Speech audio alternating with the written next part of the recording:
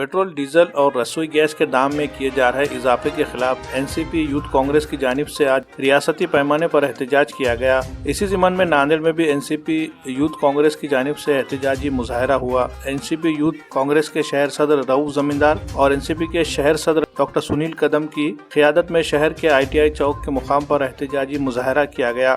मुजाहिरीन ने बैलगाड़ी की सवारी करके ये पैगाम देने की कोशिश की कि पेट्रोलियम अशिया के दाम में किए जा रहे इजाफे की वजह से लोगों की मुश्किलें बढ़ गई है। महंगे दाम का तेल खरीद कर गाड़ियां चलाने की बजाय लोग कदीम तर्ज की सवारियों में बैलगाड़ी करने पर मजबूर होने का वक्त आ गया है। पेट्रोलियम अशिया के दाम में इजाफे की वजह से दीगर तमाम अशिया के दाम भी बढ़ रहे हैं और महंगाई में गैर मामूली इजाफा देखने को मिल रहा है। रोजमर्रा की बुनियादी जरूरत की चीजें अब आम लोगों की क़ुव्वत खरीद से ऊपर होते जा रही है। मुजाहिरीन ने मरकज की मोदी हुकूमत के खिलाफ जमकर नारेबाजी की और मोदी हुकूमत पर अवाम मुखालिफ फैसले नाफिज करने का इल्जाम लगाया।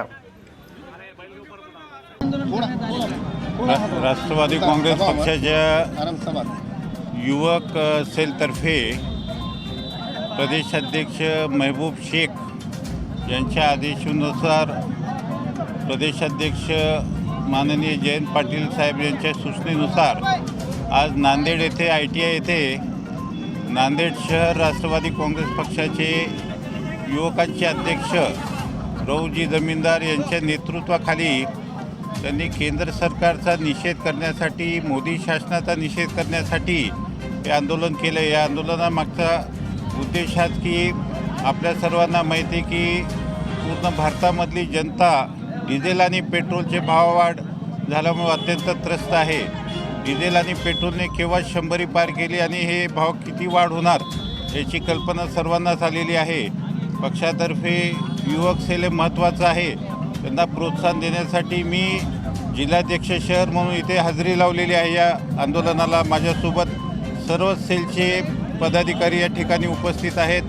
रऊफ जमीनदार आणि त्यांच्या सर्व सहकार्यांनी जे आंदोलन केले, एक वेगळ्या प्रकारचं आंदोलन केलं आहे, त्याला माझ्या शुभेच्छा तर होत्याच आणि त्यांचं या प्रसंगी अभिनंदन करतो। आज राष्ट्रवादी कांग्रेस महाराष्ट्र प्रदेश की सूचना पे राष्ट्रवादी युवक कांग्रेस के तमाम महाराष्ट्र के अंदर डीजल, पेट्रोल, गैस की कीमतों में बार बार इजाफा होने की वजह से आम जनता परेशान है। आम जनता परेशान हो रही है। हम लोग कई आंदोलन कर रहे हैं लेकिन मोदी सरकार टस से मस नहीं हो रही है।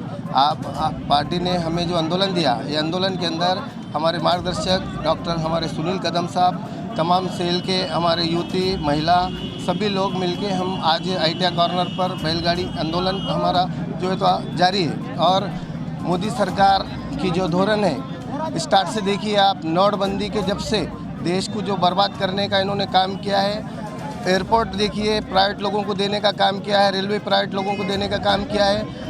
और किसान देखो दिल्ली में कब से बैठे हुए हैं, उनको किसानों के ऊपर गाड़ियां डालने का काम लखनपुर में आप देखिए।